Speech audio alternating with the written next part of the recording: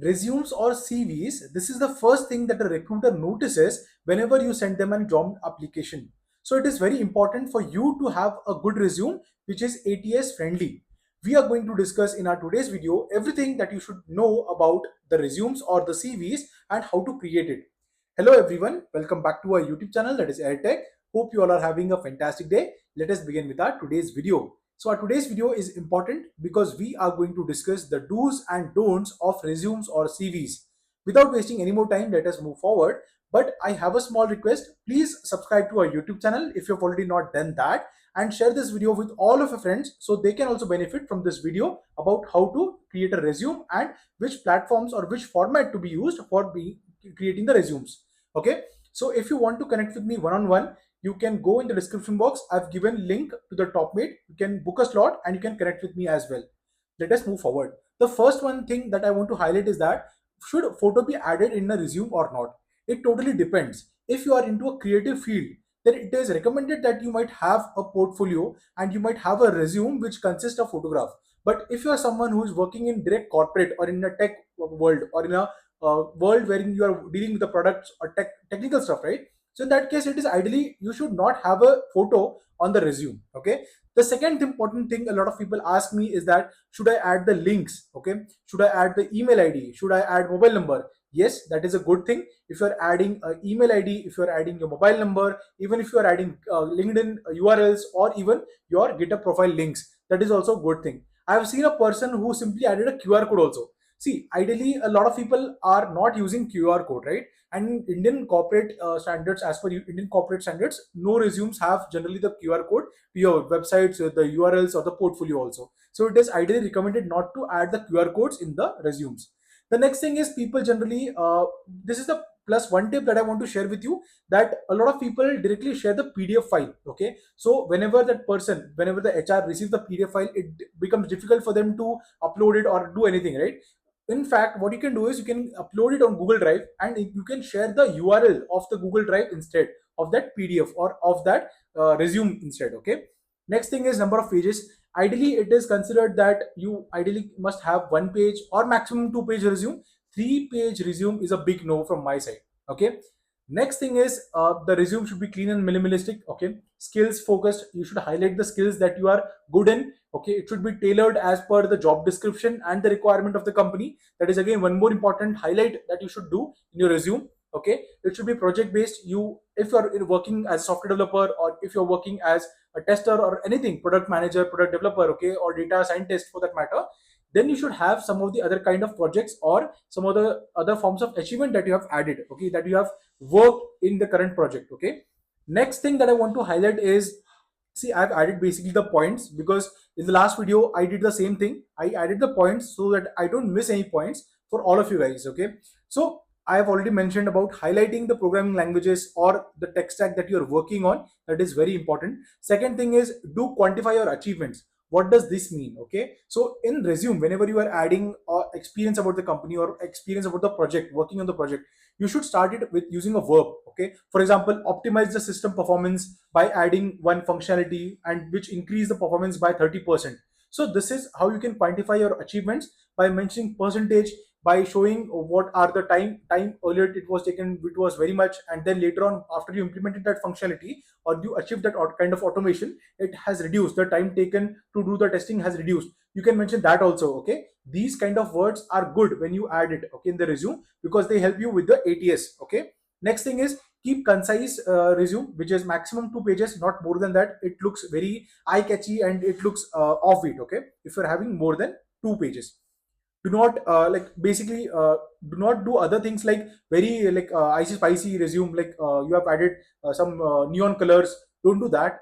Keep it genuine, keep it decent, keep it like a corporate friendly. Blue, black are suitable colors. Dark blue, navy blue are again suitable colors. Okay. Next thing is, what is the best format or best template for resumes? Okay. So according to me, what I personally feel is, I have personally been using Jake's resume from overleaf.com, which is the latest format resume that I've been using for the past 3 years. I've used that particular resume for my job switch journey, and I have also used resume worded, okay, to get the ATS score to optimize my resume. Now, second thing is, if you don't want to use Jake's resume because that is very plain old classic resume, a lot of people from different like software companies, product based companies, they are using this overleaf.com, that is the Jake's resume, okay, for creating the resumes. Second point you can use is resumes from Novoresume are really good. During my like college days and after my college days, during my first switch, I was when I was wanting to switch the company for the first time, I created a resume using Novoresume. They have a lot of varieties. They have good professional resumes which stand out pretty well. Okay, and the ATS code is also good if you use that template. Okay. The next one you can use is either Adobe. Some templates are really good. I have seen personally. If you want to add a picture, if you want to create it in a aesthetic way, then Adobe is having good formats, but you have to pay for them, right? Same thing again with Canva. They are having good formats also, but I'm not sure about the ATS code that it generates, whether it is good or not. Okay. Next thing is websites which you can use to get the ATS score, okay, and you can optimize your resume. So I feel that the Resume Worded is one of the best websites, and then Novoresume is again one of the good websites that I've personally used. These two I've personally used, and I have used this Resume Worded personally as well for during before my job switch. Okay, I've like modified my resume using this ATS suggestions. Okay, now what you should not do in the resume, right? So don't use any generic template. Okay, I would say Overleaf's Jake's resume is a good template, but that is again very plain old. Okay, that is like what you can call it as very old template, but it works. It works. Okay, so anything if you want to extra complicated, that does not feel right to me. So I've used like this Overleaf's Jake's resume. Okay, I recommend it highly because I have seen the results. Okay, next point that I want to highlight is that list like don't add every skill that you have. Okay, even if you have worked on Splunk like 3 years back and you don't remember anything at all about Splunk, and that is not at all required in the job opportunity or not is not mentioned in the job description, then don't add it. It will unnecessarily create clutter in the resume. Okay, it will increase the lot of words. Okay, density is again one more important thing. Your resume should not look very like undense. I don't know the word for opposite of dense, but it should be like a little bit dense. Okay, it should have good content so that even if the person is coming, should feel that yes, I think this guy has worked, this girl has worked really hard in the project. Okay, next thing is don't include any outdated technology. If you are into tech domain, if you are a software developer, don't include anything which is like of the past, like 20 years back the technology was there, right now it is not being used. So don't mention that even if you have worked on that particular tech stack, if it is not required or required as a job in the job description. Okay, only then. If it is required in the job description, then you can keep it. Okay, next thing is don't write long paragraphs, use bullet points. This is the most important thing. I've seen a lot of people who added summaries also, and they're having it in the paragraph format. They have added the work experience in the previous companies in again in paragraph format, which is one of the worst things that you can do. Okay, always start the lines with verbs. Okay, that I've already mentioned. Optimize the system, like developed application, something like that. Okay. Next thing that you can do is don't write long paragraphs. I've already like mentioned, and I'm requesting you again, please never write paragraphs.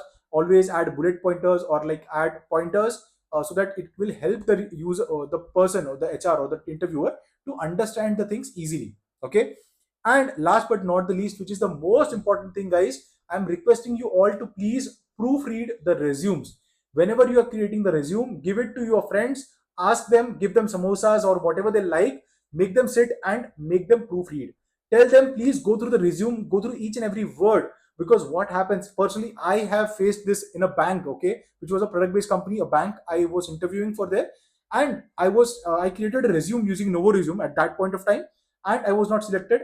Basically, the resume was the interview was very complicated. I was not prepared at all. I was having only 2 years of experience at that point of time. But the worst thing that happened to me, I became nervous, was because of one of the tech stacks name. I put it in the wrong way.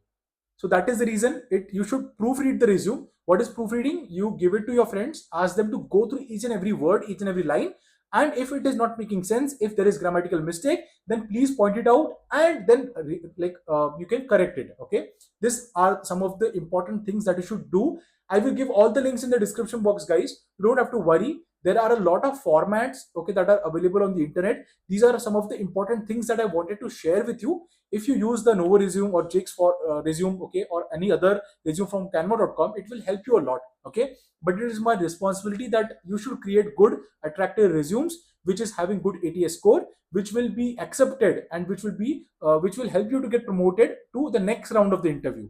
Okay, with this I would like to end our today's video. You can go in the description box, you can click on the links. If you want to connect with me one-on-one, you can go and register. You can book a slot on topmate.com. And with this I would like to end our today's video. Please share this video with all of your friends who are working in the IT industry, and don't forget to subscribe to our YouTube channel. Thank you, and have a great day ahead.